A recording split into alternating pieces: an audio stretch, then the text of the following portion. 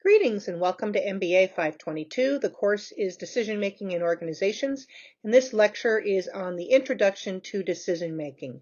Specifically, we're going to be talking about what is a decision, why we have to make decisions, what is the decision-making process, and what are the different kinds of decision-making styles that we engage in.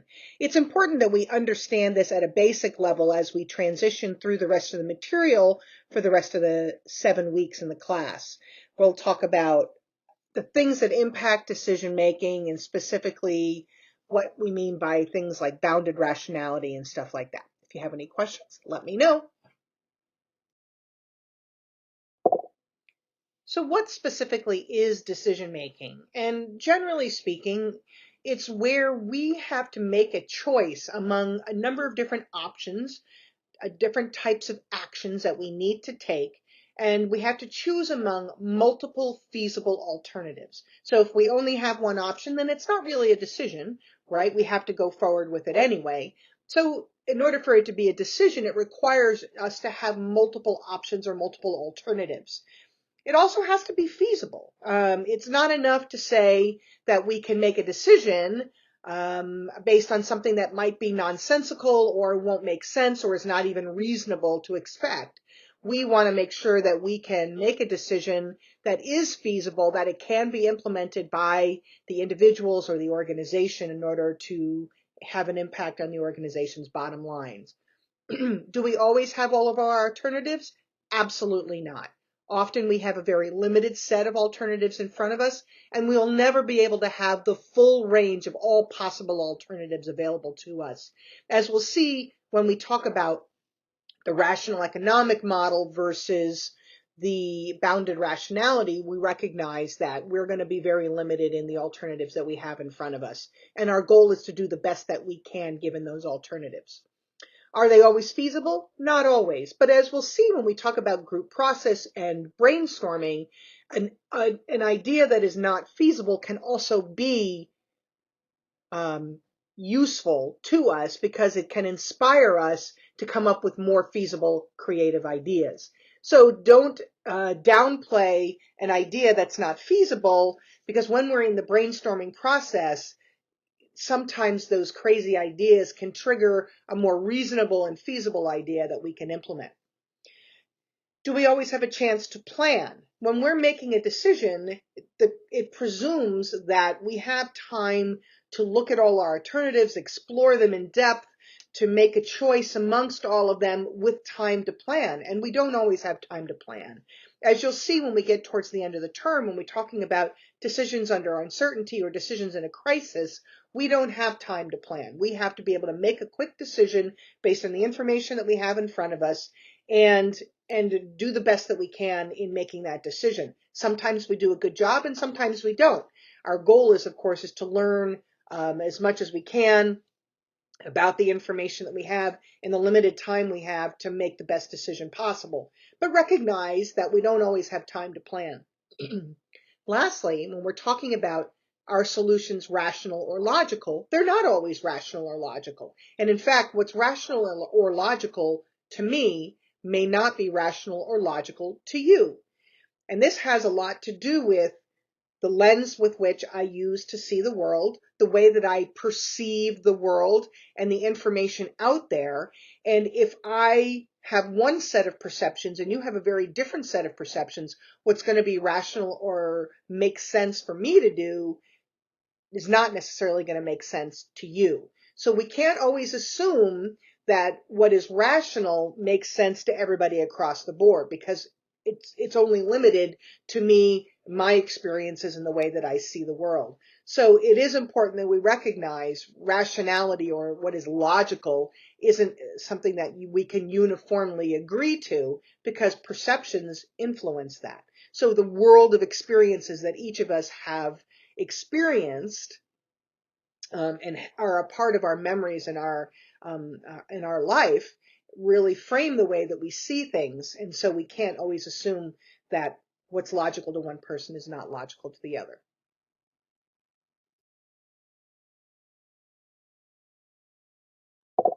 The traditional analytical model of decision making assumes a linear process, but we all know, obviously, that it is not necessarily linear. We might identify a problem and define objectives and then go back and redefine the problem. We might generate alternatives, evaluate them, and then go back and regenerate different alternatives. It isn't necessarily a linear process.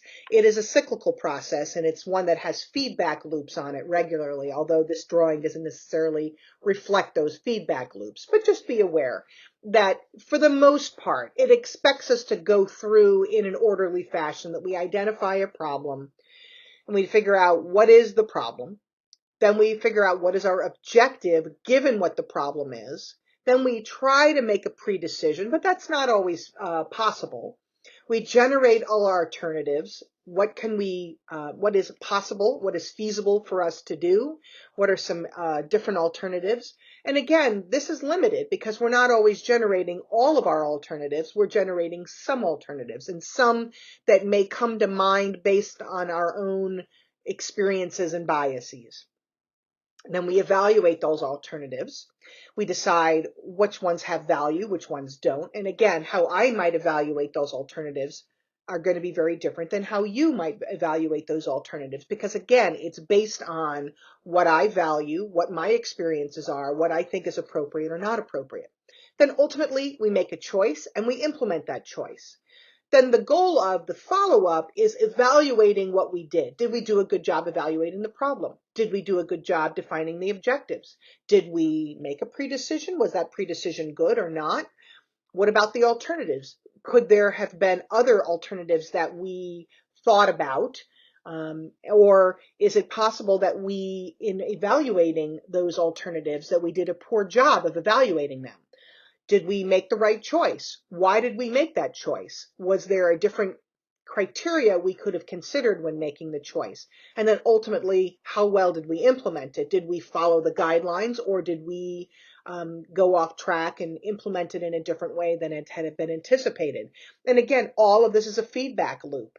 And, as we learn about the different process and what we did right and what we didn't do well, we have to evaluate it, and that changes the way we might approach decision making anytime into the future.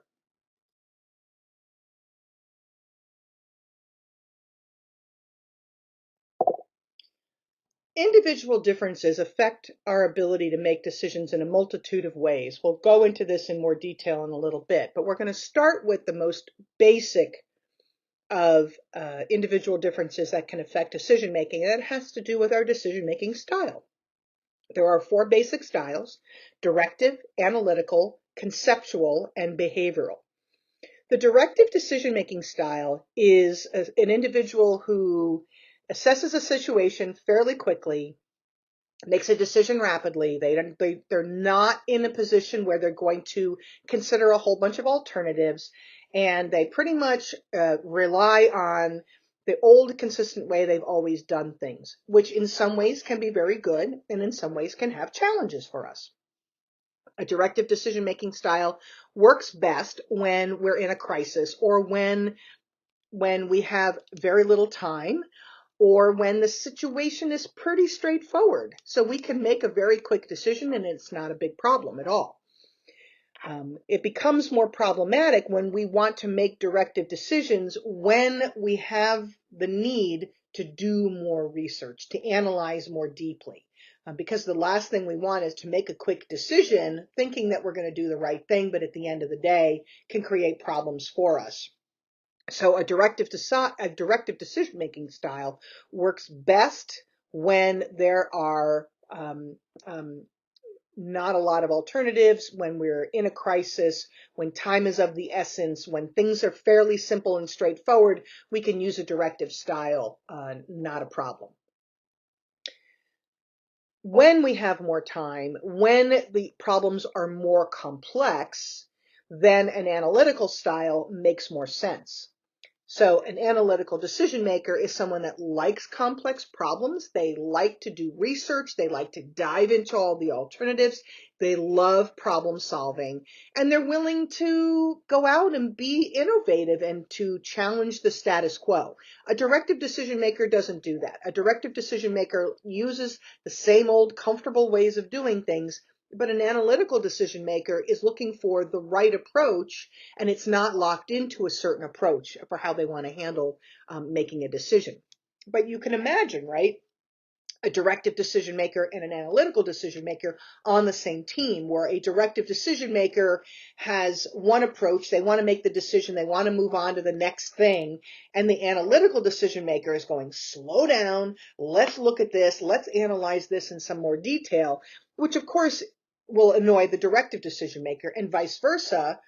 The analytical decision maker wants things to be analyzed, but when the directive person is ready to make a quick decision, and they do, it drives the analytical decision maker nuts. So it is a great bone of contention between individuals, someone who wants to make a very quick decision and the other person who's willing to take the time to analyze it. And again, sometimes it's appropriate to analyze, and sometimes when the problem is fairly simple and straightforward, we don't need to overanalyze things. The other challenge that we can run into with analytical decision makers is they overanalyze, and they might get locked in and find they are struggling with pulling the trigger and making the decision at the end of the day because they never feel like they have enough information to make the right decision. Our goal in determining, as we'll see as we get through some materials later in the course, we want to be able to thin slice. We want to be able to say what is appropriate, what is the right information that we need. We don't want too much information. We don't want to have not enough information. But there comes a point of diminishing returns where we can only gather so much more information or consider alternatives before we're not getting any value added in that process. So it is important that we focus on what we need at a minimum, and in utilizing what we need and gathering what we need and not going overboard with analysis. And that becomes the challenge. Like the directive decision makers, their challenge can sometimes be they're pulling the trigger too quickly without enough information. And the challenge for the analytical decision maker is they are gathering too much information, and they don't pull the trigger fast enough to be able to make a good and effective decision. A conceptual decision maker is much more focused on creative problem solving. They're an idea generator. They like to be artistic. They are great at generating wonderful possible alternatives for the way that we have to solve our problem. They are very much interested in sort of the social environment in the organization. They take, like I said, an artistic approach to things. They like to be creative. They love to generate new ideas. So this is a person that comes into the meeting and says, I have this great idea how we can solve this problem. And we can do this and we can do that.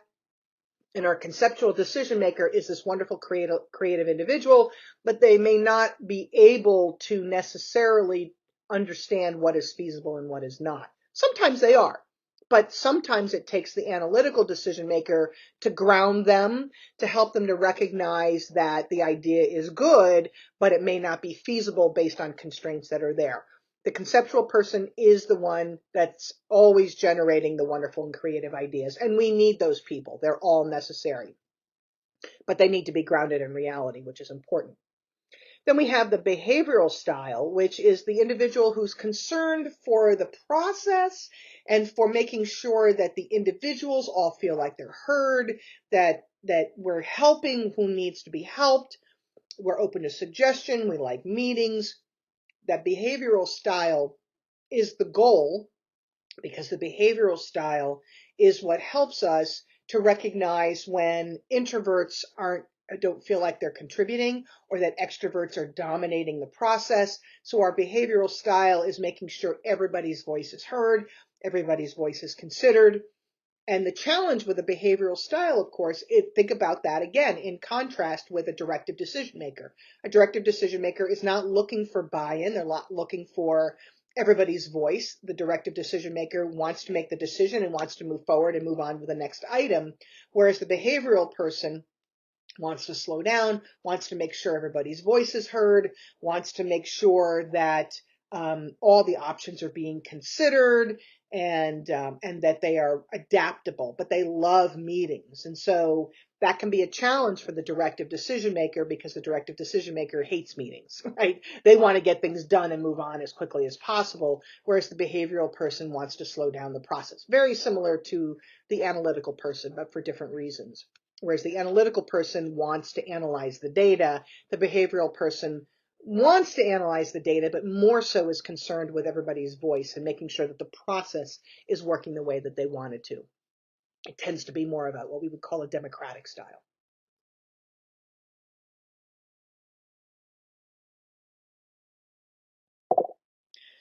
So there are a multitude of ways in which people make decisions. We make decisions based on what we would call the rational economic model, bounded rationality, intuition or gut feel, or group process. So let's start at the top with the rational economic model. With the rational economic model, the presumption is that the goals are all known and agreed upon, that we all agree to the goals, that all the information that we have is available to us. Everything that we need is available. This is what we, in economics, we call ceteris paribus. All things being equal, we have perfect information. This is the decision that we can make. We all agree on the criteria for evaluating the alternatives, and the decision maker uses a very logical approach to maximize goal attainment. In reality, this happens very rarely, if at all, because largely the rational economic model doesn't take into account all sorts of factors that can influence people, including individual differences in individuals. You can say we agree upon the criteria, but just because you and I are using the same words doesn't mean we understand the concepts. So in reality, the rational economic model is a perfect situation, but we don't make decisions with perfect information. We often make decisions with limited information, and that's a more realistic way of thinking about the decision process. So rational economic model, it makes sense. It's the ideal, but in reality, it's not something that we can actually implement because we don't always have perfect information. Only the most basic decisions, the simple programmed decisions, do we understand and can utilize a rational economic model. Because in a programmed decision, we know the information, we know the outcomes, and it's an easy choice, A or B. We choose A because we want certain outcomes, or we choose B because we want different outcomes. And once we understand that, then it enables us to make that decision in a very logical manner. Bounded rationality is really how most of our decisions are made. We are very limited in our ability to gather information and to process information. We are prone to bias in the way that we gather information. We're prone to bias in the way that we process information, and we're prone to bias when we're choosing among the outcomes and making a decision. So our goal with bounded rationality is to recognize how we can minimize any angst that we have, and to focus on satisficing, because it's too easy for us to have information overload where we gather so much information it's impossible for us to be able to make a decision.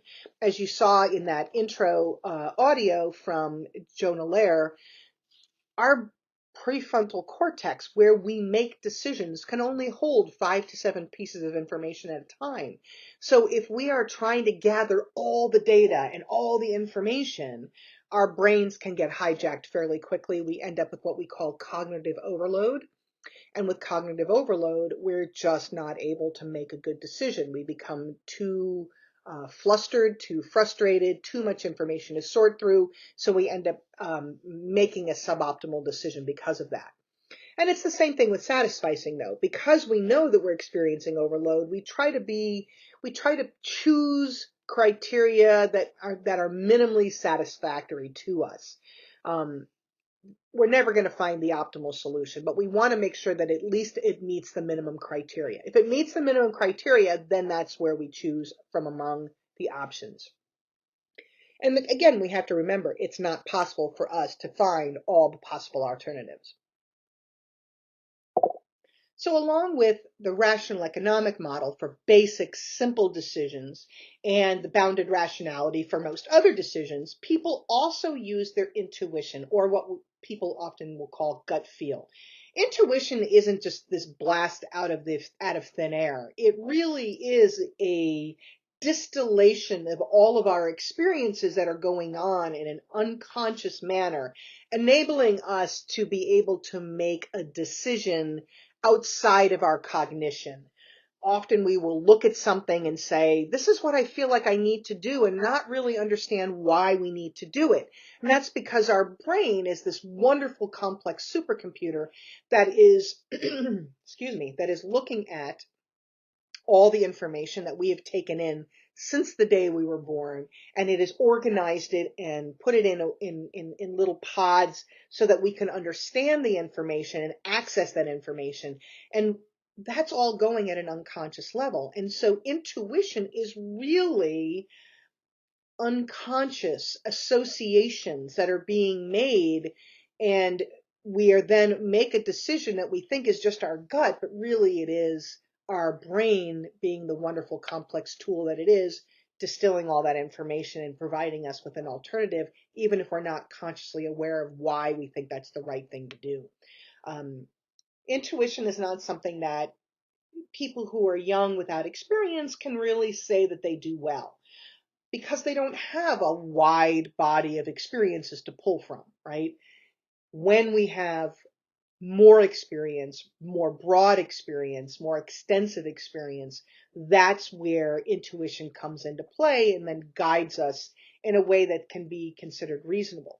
We want to be careful though, because intuition can also be biased, and it can also lead us in a direction because we're not sure exactly what it is that's driving that intuition if we're not bringing it to consciousness. If it's something that's unconscious, it could be fear that's driving us to make a decision, or it could be a negative association or a negative bias that's an unreasonable bias that might be driving us to that decision. Don't always assume that intuition is a good thing. It is not necessarily a good thing, that because it's being based on unconscious information that we're not processing in a more mindful manner, we may be leading ourselves down a path of negativity that's not a good thing. We're going to get into an entire module on group process, group decision making, and improvisational decision making, and things like that regarding how we interact with and play off of each other in a group. Group decision making is challenging because not always is it appropriate to have a group make a decision. Sometimes more heads are really better than one, and sometimes they're not. Very simple decisions don't need a group decision process. Very complex problems can benefit from group decision process, but there are absolute downsides to group decision making. For example, groups tend to make more risky decisions than individuals, any one individual will make. And that's called risky shift or diffusion of risk. And we'll talk more about that as we get into the module and module 5 on group decision process. But risky shift is a concern because we become, as a group, more collectively comfortable with risk because that risk is shared amongst the group, and that's not always a good thing. Groupthink is where we start to become more homogeneous in our thought processes, and we don't allow dissent to occur. And there's a long history of people silencing dissent. We saw this with the Cuban Missile Crisis. We saw this with the Challenger incident, where people were afraid to challenge the status quo, and so everybody went along with the group, and bad things happened. Now, every time there's groupthink, does a bad thing happen? No. But we know that when bad things happen, oftentimes groupthink is involved in that. So we want to caution against allowing people to engage in groupthink so that we can minimize the negative impact of our decisions. Also, we are more likely to have greater conflict when we are making a group decision, largely because we have different points of view and different individuals in the process. So of course we're going to have greater conflict. So it is important that we recognize the pros and cons of group decision making, which we'll get into a little bit later in the class, and recognizing how we can make better decisions as a group. And we're finding the right group process to match the decision that we're making.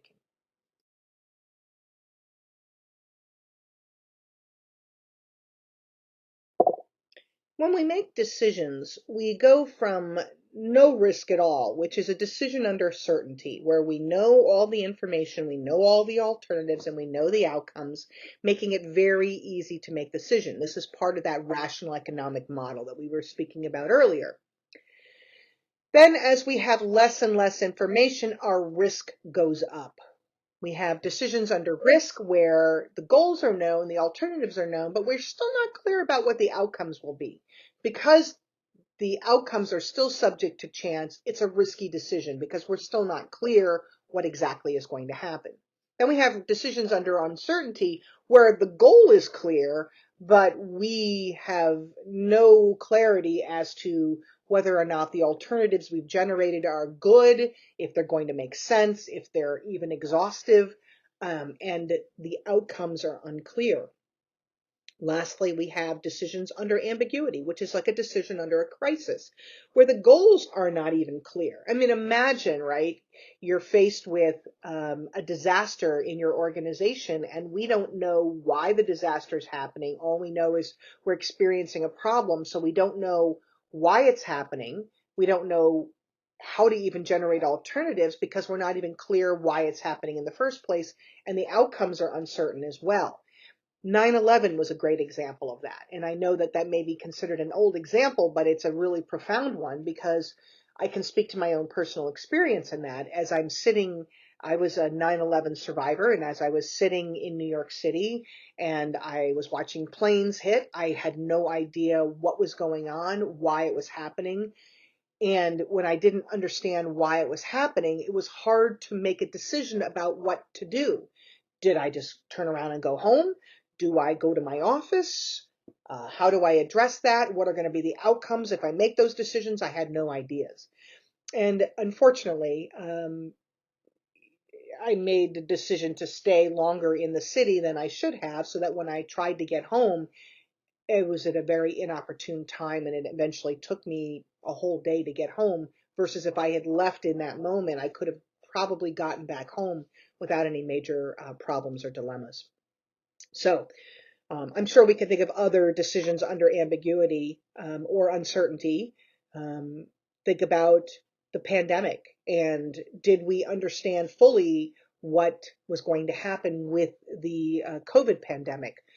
What was going to happen to people if they got COVID and how quickly was it going to be transmitted and then what did that mean for our ability to do work?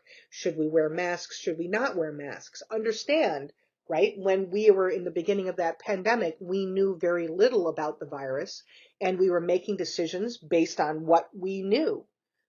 Very little information, but what little information we had, we tried to make a decision. And as we learned more information, we changed our approach. We went to requiring masks and keeping 6 feet and recognizing that, the virus didn't transfer through touch, but through airborne. And little by little, as we understood this and adapted, and we learned more over time.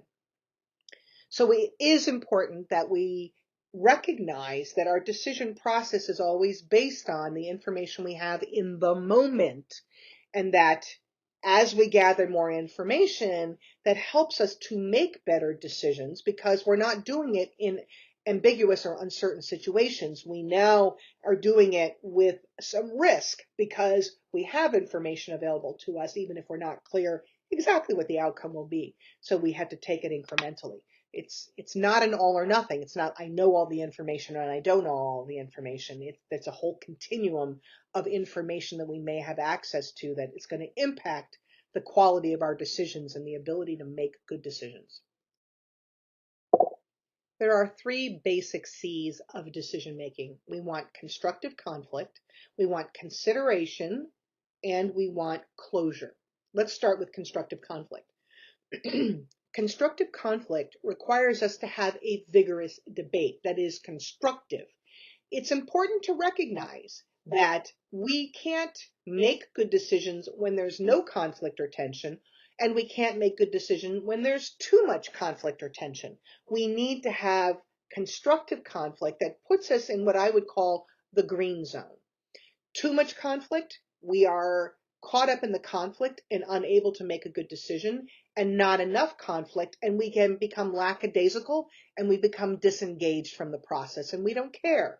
So what we need is a sweet spot somewhere in the middle where there is some vigorous debate, that it's constructive, that it's about debating the ideas and not attacking the individuals involved in offering the ideas, enabling us then to make better decisions. So we have to debate these things, and we're allowed to have vigorous debate on them. We want to make sure that we're not engaging in attacking individuals and using language that can trigger defensiveness. That's a stupid idea, or you're an idiot, or I can't believe you said stuff like that. All of these are examples of language that will turn people off and disconnect them from the process. And they will not contribute to a good constructive debate in that manner. It's also important to break up coalitions that occur. People who gather together and say, we are against this idea, it doesn't matter, we think it's important to be against this, we don't like the idea. And these natural coalitions are usually the people that try to wield power, not necessarily for good reasons, because it's mostly about their own personal interests when they're doing that.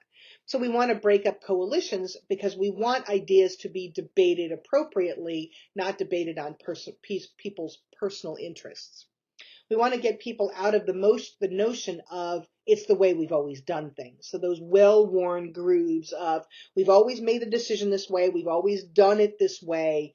We have to let people recognize that things are changing all the time, and that the way that we make our decisions and the variables that we consider when we make our decisions will be changing all the time. We also want to make sure that we are getting people who are stalemated, where they're stuck and they're debating each other and neither one wants to move. We have to kind of get them back to the basics, go back to the assumptions, making sure that we understand what our assumptions are, and really figuring out what is the bottom line issue that we're trying to address. Once we get back to that, sometimes that stalemate can break up and enable people to make a better decision collectively. But constructive conflict is essential for decision making. It is wrong to assume that if we simply ignore people that and ignore challenges and ignore conflict, it will just go away. It doesn't. It will come back to bite us again and again and again. So we absolutely have to make sure that we are engaging in appropriate debate in order to make something be challenged appropriately and come up with the right alternatives. The last two C's of decision making are consideration and closure. Consideration is how we go about considering other people's information. Do I shut them down, or do I listen attentively? Am I open to new ideas, or am I closed off to anything but my idea and the way things work? Am I able to explain the rationale behind my decision, or I'm just assuming that everybody understands what I'm talking about?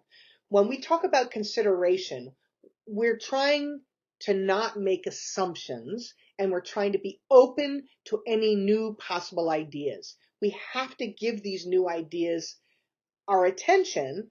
Either they're going to work or they're not going to work, but we need to give them all attention and to talk them through.